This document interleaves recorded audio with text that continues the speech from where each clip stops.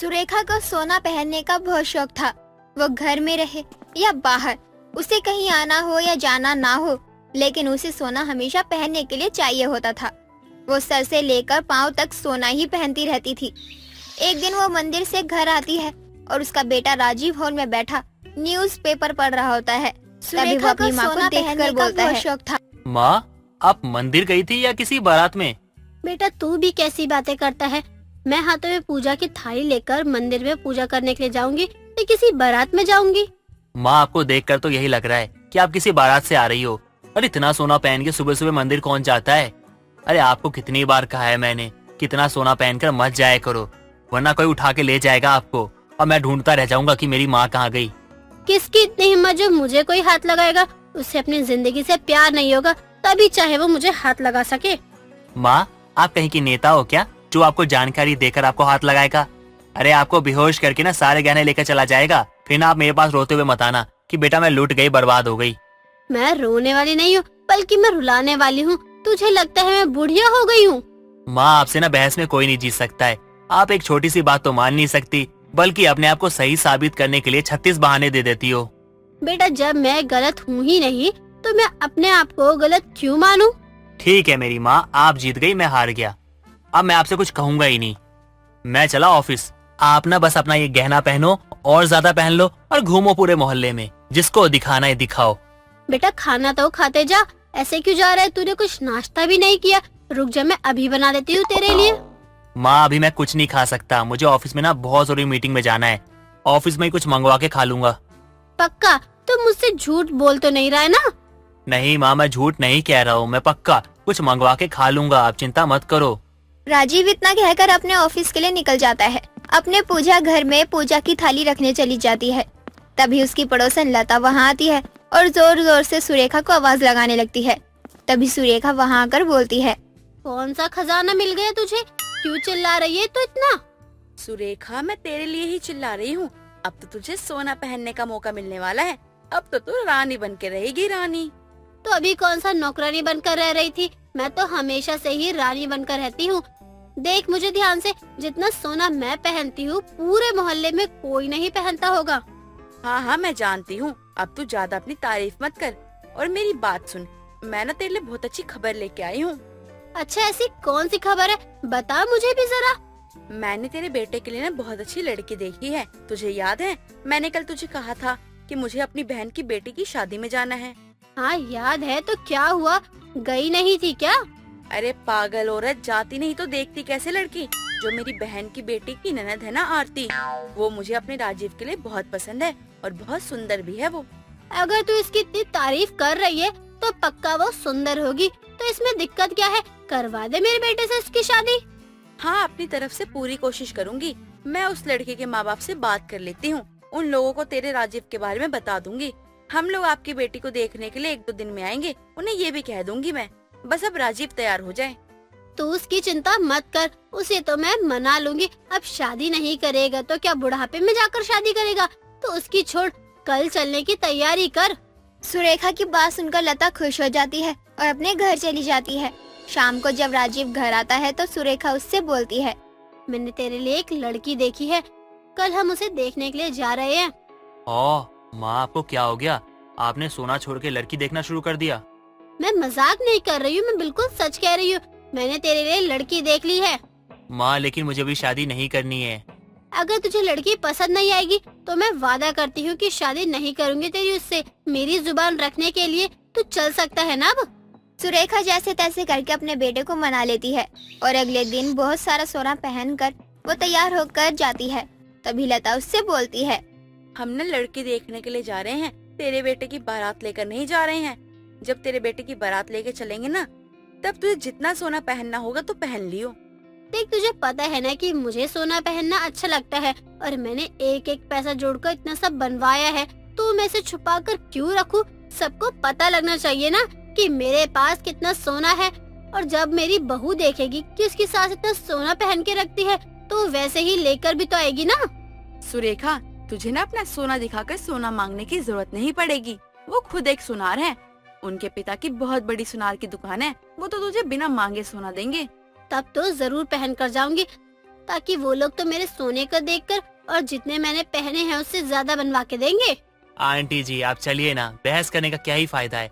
माँ को कुछ भी समझाओगी तो उनको समझ में आएगा क्या? छोड़ देंगी क्या सोना पहनना? सही कह रहा है बेटा तू। मैं बिना बात की से समझाकर अपना टाइम खराब कर रही हूँ और कुछ नहीं। चलो अच्छा है, आपको तो मेरी बात समझ में आ गई। चलिए अब देर हो रही है। लता राजीव की बात मान लेती है और सभी लड़के देखने के लिए चल पड़ते हैं। राजीव को आरती पहली नजर में ही पसंद आ जाती है और दोनों परिवार वालों की रजामंदी से दोनों की शादी हो जाती है। आरती शादी के बाद अपने ससुराल को अच्छे से संभाल लेती है। तभी एक दिन आरती से रहा नहीं जाता और वो अपनी सास से बोलती है, माँ जी आप बुरा मत मानिएगा, लेकिन मेरे दिल में ये सवाल कब से है, आप कहे तो मैं पूछ लूं। क्या पूछना है तुझे? यही कि मैं इतना सोना पहनकर क्यों रहती हूँ, बोल, यही पूछना है ना तुझे? हाँ माँ जी, मैं आपसे यही पूछने वाली थी कि आप हमेशा इतना सोना पहनकर क्यों रहती हैं? इस तरह से आप खुद अपनी जान को जोखिम में डाल रही हैं, क्योंकि आजकल सभी लोग पैसों के लिए इतना परेशान हैं कि हमेशा चोर मारपीट करके ही पैसे कमाने की सोचते हैं, और आप तो इतना सोना पहनकर उन्हें खुद दावत दे रही हैं। तू मेरे बारे में इतना मत सोच बहू, मेरी उम्र तुझसे ज्यादा है तो मुझे समझाने की कोशिश मत कर। माँ जी मेरा फर्ज था आपको समझाने का, तो मैंने समझा दिया। उस दिन जब आप मुझे देखने आई थी फिर भी इतना सोना पहनकर आई थी कि बाद में सब आप पर हंस रहे थे। तब तो तू भी उनके साथ मिलकर मेरा मजाक उड़ा रही होगी ना? माँ जी मैं आपका मजाक नहीं उड़ा रही थी, लेकिन हाँ हंस जरूर रही थी। दोनों सास बहू आपस में बात कर ही रही होती हैं। तभी राजीव वहाँ आता है और अपनी माँ को बोलता है, माँ जल्दी चलो, धूप बहुत ज्यादा हो गई है बाहर, और अगर आपको दवा न दिलवानी होती ना, मैं तो धूप में जाता ही नहीं। चल बेटा मैं तो कब से तैयार हूँ। राजीव अपनी माँ को लेकर डॉक्टर के पास चला जाता है। आते वक्त वो रोड पर जाम लगने की वजह से सुनसान रास्ते की तरफ मुड़ जाता है, जहाँ कुछ लोग उसकी बाइक के सामने आकर खड़े हो जाते हैं और उसको मारने लगते हैं। एक से ज्यादा लोग होने की वजह से राजीव का उनका मुकाबला करना मुश्किल हो जाता है और सभी सुरेखा के सारे गहने लूटकर वहाँ से भाग जाते हैं और राजीव अपनी और अपनी माँ की जान बचाकर वहाँ से घर आ जाता है। आरती दोनों को जख्मी हालत में देखकर डर जाती है और उसके पूछने पर राजीव उसे सब बताता है, जिसे सुनकर वो बोलती है, माँ जी से मैंने पहले ही कहा था कि मत जाइए इतना सोना पहनकर बाहर, वरना कुछ गलत हो जाएगा। बहू अब तो हो गया ना, तो अब क्यों बोल बोल कर मेरा और खून जला रही है? आज ही तूने बोला और आज ही मेरे साथ ऐसा हो गया, हो सकता है तेरी जुबान ही काली हो। माँ अब तो अपनी गलती मान लीजिए। वो तो अच्छा हुआ कि उन्होंने मैं कुछ किया नहीं, वरना अभी ना यहाँ पे हमारी फोटो होती, उस पे लिखा होता रेस्ट इन पीस, और ये यहाँ बैठ के रो रही होती। सुरेखा को राजीव की बात सही लगती है और उसे अपनी गलती पर बहुत पछतावा भी होता है, जिसके बाद वो अपने सोने पहनने का शौक थोड़ा कम करती है और अपने बेटे की शादी में मिले हुए गहने को वो रोज पहनने की जगह किसी बड़ी शादी या फंक्शन में ही पहनना शुरू करती है। जानकी के बेटे कमलेश की अमीर घर की लड़की से शादी हुई थी और जानकी का परिवार गरीब था। उनकी गरीबी का तो ये आलम था कि वो 2 वक्त की रोटी जुटा ले, वही उनके लिए बहुत था। और मोनिका जो शहर में पली बड़ी थी, उसके माँ बाप ने उसकी शादी गांव में इसलिए की थी ताकि उसे जो अपने पिता के पैसों का इतना घमंड था और उसे पता चले कि उसे पैसों की कितनी इज्जत करनी चाहिए। बहू खाना बन गया या नहीं? कमलेश वरना खेत चला जाएगा, खाकर जाएगा तो अच्छा है। बना ही रही हूँ, गैस नहीं है तो तुरंत तो खाना बनेगा नहीं। 1 घंटे से चूल्हे पर खाना बना रही हूँ, कभी लकड़ी जलती है और कभी बुझ जा रही है। बहू अब तो तुझे इतने समय हो गया यहाँ पर, अब तो तुझे गांव के तौर तरीके सीख लेने चाहिए। इतने दिन हो गए हैं लेकिन तू हर काम में नुक्स निकालती रहती है। माँ जी आप जानती है ना, मैं एक अमीर घर की बेटी हूँ और मेरे बाप ने मेरी शादी जानबूझकर गरीब घर में कर दी ताकि मुझे पैसों की अहमियत पता चले। पैसों की अहमियत का तो पता नहीं, लेकिन मुझे इतने दिनों में ये तो समझ आ ही गया कि मेरे बाप ने मेरी शादी जिस घर में की है वो 1 नंबर की फटीचर फैमिली है, और ना तो इस तपती गर्मी में इस घर में ढंग का पंखा है और ना ही कूलर। ये तुम कैसी बात कर रही हो मोनिका? यहाँ गांव में पंखा हो ना वही बहुत बड़ी बात हो जाती है, और तुम कूलर की बात कर रही हो। अरे कहाँ से लाएंगे हम? हमारे पास इतना पैसा नहीं है कि हम पंखे के अलावा कुछ और खरीद सके। अरे हम तो दूसरा पंखा तक नहीं लगा सकते घर में, और वैसे भी हमको आदत है, लेकिन तुमको नहीं होगी क्योंकि तुम बाहर रहती थी, एसी कूलर ये सब यूज किया करती थी। अब अचानक से गाँव में आके रहोगी तो ये सब तो होगा ही ना। अच्छा ये सब छोड़ो, माँ खाना बन गया हो तो पैक कर दीजिए। कमलेश तू खेत में जा, मैं खाना तेरा वहीं पहुंचा दूंगी। हाँ हाँ, खाना बने तो पहले। यहाँ ये लकड़ियाँ जलने का नाम ही नहीं ले रही हैं और इन्हें खाने की पड़ी है, और ऊपर से आग बरसने वाली है। गर्मी मेरी जान लेकर ही मानेगी। मोनिका चिक चिक करते हुए पूरा दिन अपने घर का काम किया करती, क्योंकि जिस रईस जादी को गाड़ियों में घूमने और पार्टी करने और दोस्तों के साथ नाइट आउट पर जाने का शौक था, अब वो गांव के गरीब परिवार की एक बहू बन चुकी थी और चूल्हे पर फूक फूक कर खाना बनाया करती थी।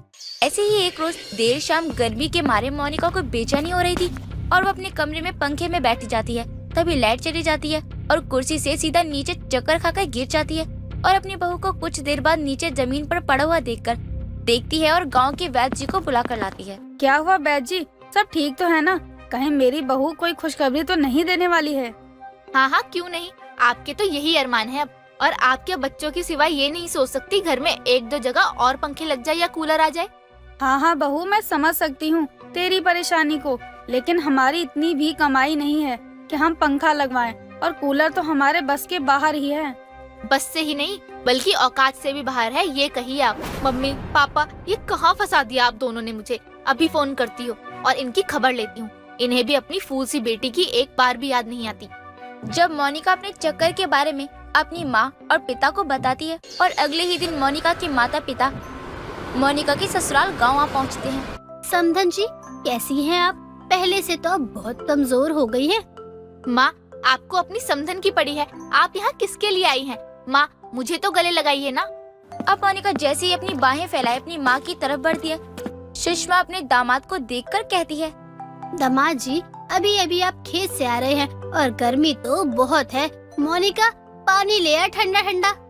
यहाँ कोई फ्रिज नहीं है, आपको खोलता हुआ और हैंड पंप का पानी ही पीने को मिलेगा। हाँ, मैं भी गांव में ही पली बड़ी हूँ, मुझे भी पता है यहाँ के लोग कैसे रहते हैं। इतना सुनने के बाद मोनिका अपनी माँ और पापा को पानी लाकर देती है और मोनिका को देख किशोर कहता है, लाइट वैसे रात भर रहती है या नहीं रहती? कहीं रात में मच्छर तो नहीं लगते? ये गांव है पापा, आपको 2-3 दिनों में ही पता चल जाएगा कि यहाँ मच्छर कितने हैं, गर्मी कितनी है और आप पंखे की हवा कितनी खाते हैं। हाँ, ये तो है। गांव की गर्मी भला गांव के लोग ही जान सकते हैं। क्यों मेरी गांव वाली बेटी? अब किशोर और सुषमा 2-3 दिन गांव में अपनी बेटी के ससुराल में रहने का मन बनाते हैं, लेकिन किशोर को गर्मी बर्दाश्त नहीं होती और जब भी लाइट आती तो वो पंखे वाले कमरे में चला जाया करता, लेकिन 10 मिनट बाद या 20 मिनट के बाद लाइट चली जाती थी। अरे गांव में रहना तो गांव वाले ही जानते होंगे, हम शहर वाले यहाँ नहीं रह सकते। ना जाने मेरी बेटी कैसे ही रह रही है, लेकिन खैर उसकी अकल भी ठिकाने तो आ ही गई होगी अब। तुम बड़बड़ाते ही रहोगे, या सोना भी है?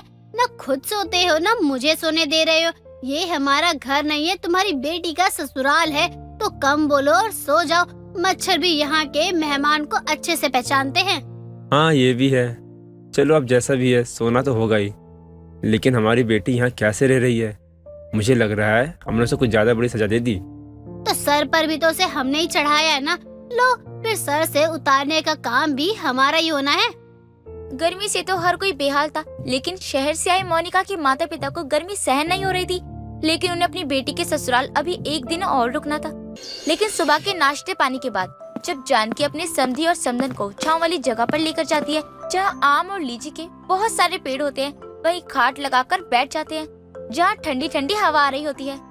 अरे समधन जी, यहाँ कितना आराम है, कितनी अच्छी हवा भी चल रही है। गांव के लोगों की ये तो सबसे फेवरेट जगह है। मैं भी जब छोटी थी अपने पिताजी के साथ गांव आती थी, तो ऐसे ही सब साथ बैठे करते थे। समधन जी, आप बुरा मत मानिए, तो मैं आपसे एक बात कहना चाहती हूँ। आप कुछ दिनों के लिए मोनिका को अपने साथ शहर लेकर जाइए। वो क्या है ना कि वो शहर में ही पली बड़ी है, लेकिन फिर भी उसने हमारे गरीब घर में बहुत कुछ सहा है। मुझे और कमलेश को बहुत समझा है, लेकिन मुझे अच्छा नहीं लगता। आप उसे लेकर जाइए। हम भी यही सोच रहे थे और कल ही इस बारे में मैंने इनसे बात भी की है। हमने अपनी बेटी को बहुत नाजुक से पाला है, लेकिन ना जाने वो इतनी बिगड़ती कैसे चली गई। ना उसे पैसे की कीमत समझ आ रही थी और ना ही वो कभी पैसे को पैसा समझती थी।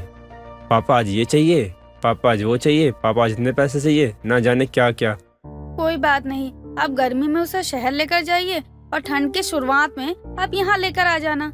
मुझे कोई दिक्कत नहीं है।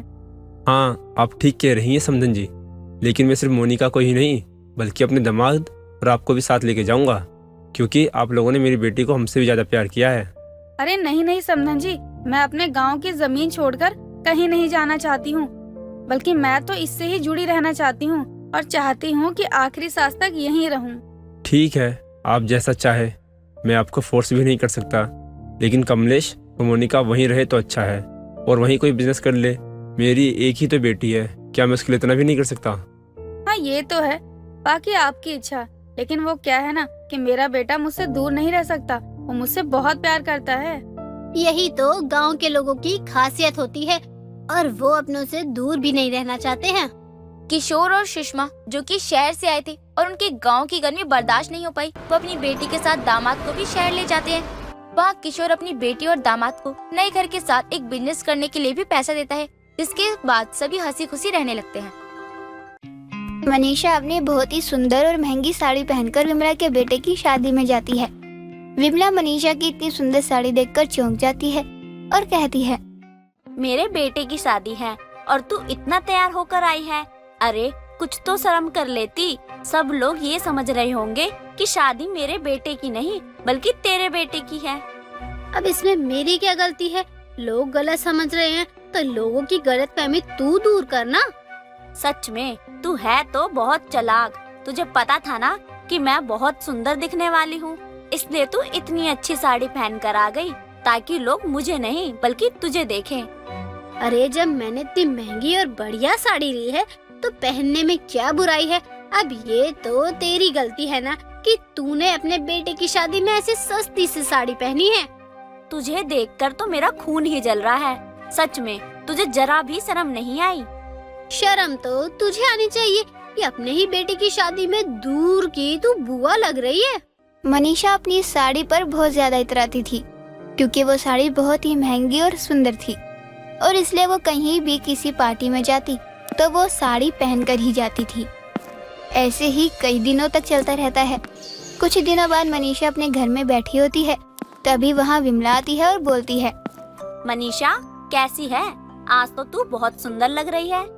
क्या बात है, जिसके मुंह से हमेशा ही मिर्च निकलती थी वो आज मेरी तारीफ कर रही है। ये तो मुझे कुछ हजम नहीं हो रहा। विमला तेरी तबीयत तो ठीक है ना? कहीं बुखार तो नहीं हुआ ना? अरे मैं बिल्कुल ठीक हूँ। वो तो मैं इसलिए तेरी तारीफ कर रही हूँ क्योंकि तू तो तारीफ के लायक ही है।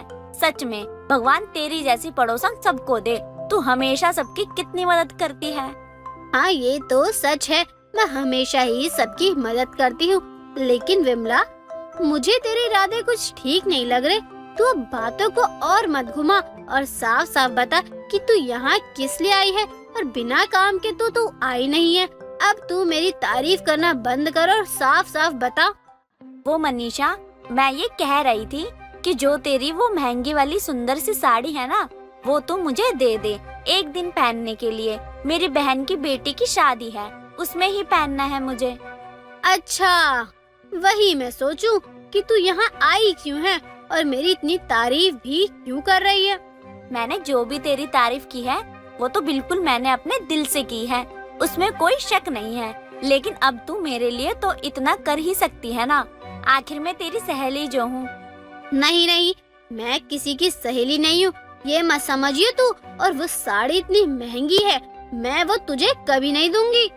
थोड़ी देर की बात है, मैं जाऊंगी और जल्दी से आ जाऊंगी। देख, मैं अपनी बहन की शादी में जाऊंगी तो एक तरह से तेरा ही तो फायदा होगा ना। सब लोग तेरी ही साड़ी की तारीफ करेंगे। तू भी सोच ना। फिर भी नहीं दूंगी तुझे।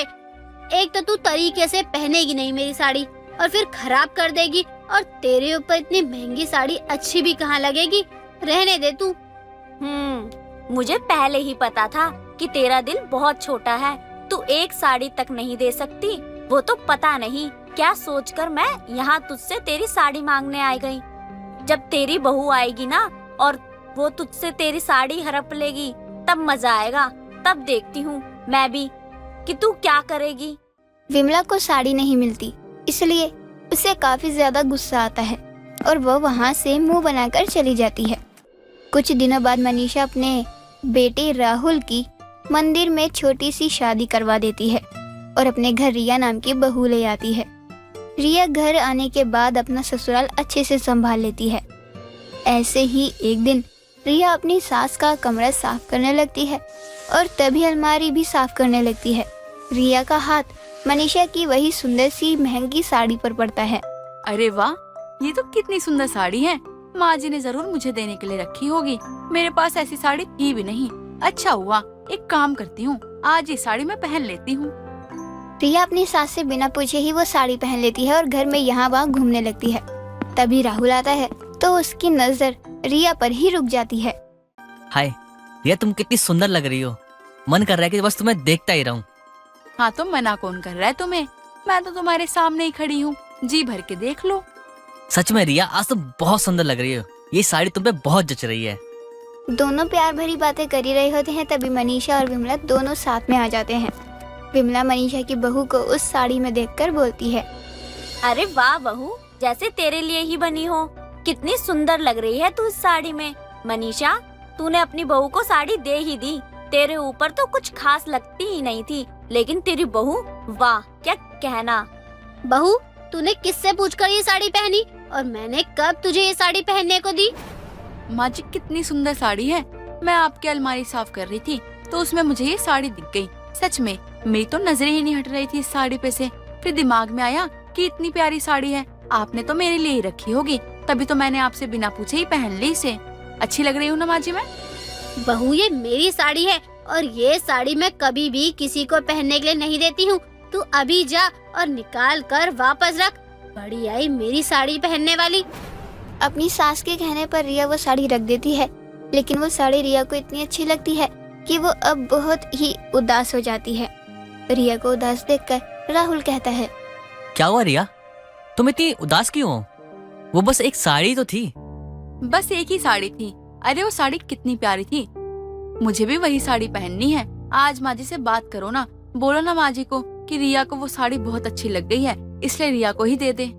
रिया, मुझे लगा था कि माँ ने तुम्हें वो साड़ी दी है, तभी तुम उसे पहनकर घूम रही हो। वरना ये बात मुझे भी पहले से पता है कि माँ को वो बहुत पसंद है साड़ी, और वो साड़ी माँ किसी को देती ही नहीं। तुम मेरे लिए एक साड़ी नहीं मांग सकते माँ जी से? अरे माँ जी अब करेंगे भी क्या इतनी महंगी साड़ी पहन के? अब तो माँ जी पर सादे रंग ही अच्छे लगते हैं ना। नहीं रिया, मैं माँ से उस साड़ी के बारे में बात नहीं कर सकता। प्लीज तुम मेरी बात को समझो। राहुल रिया को साफ मना कर देता है, लेकिन रिया को अब भी वही साड़ी पहननी थी। इसलिए अब रिया को कहीं भी जाना होता वो चोरी छुपके अपनी सास की ही साड़ी चुरा लेती थी और पहन लेती थी। अब तक किसी को पता भी नहीं चल रहा था। ऐसे ही एक दिन मनीषा और रिया दोनों को ही मोहल्ले की एक शादी में जाना होता है। रिया काफी ज्यादा परेशान हो जाती है। अब मैं क्या करूँ? माँ जी से छुपकर तो अब मैं ये पहन नहीं सकती हूँ, लेकिन आज तो मोहल्ले की शादी है जिसमें माँ जी भी जा रही हैं और मुझे पक्का पता है माँ जी वही साड़ी पहन के जाने वाली हैं। मुझे कुछ तो करना ही पड़ेगा जिससे माँ जी वो साड़ी पहनकर ना जाए। रिया तुरंत अपने सास के कमरे में जाती है और वो साड़ी लेने लगती है, लेकिन मनीषा उसे देख लेती है। तुम मेरी साड़ी लेकर कहाँ जा रही है? माँ जी, आज प्लीज मुझे ये साड़ी पहनने दीजिए ना। वैसे भी मैं आज आपकी एक नहीं सुनने वाली, हमेशा आपकी बात ही सुनती आ रही हूँ, लेकिन आज नहीं, आज मुझे ये साड़ी पहननी है। तू पागल किसी और को बना। रोज जो मुझसे छुप छुप कर मेरी साड़ी लेकर जाती थी वो सब मुझे अच्छे से पता है। आज मोहल्ले में शादी है, इसीलिए वो साड़ी तो मैं ही पहनने वाली हूँ। नहीं, आज मुझे ही पहनना है। माँ जी, आज के बाद नहीं बोलूंगी, प्लीज आज पहनने दो ना साड़ी। दोनों ही साड़ी को खींचने लग जाती हैं और इस खींचातानी में साड़ी फट जाती है। तभी वहाँ राहुल भी आ जाता है और फटी हुई साड़ी को देखकर कहता है, लो, सास बहू की एक साड़ी थी ना जो, वो गई पानी में, छपाक छपाक। साड़ी फट जाती है, जिसके बाद अब वो दोनों ही नहीं पहन पाती।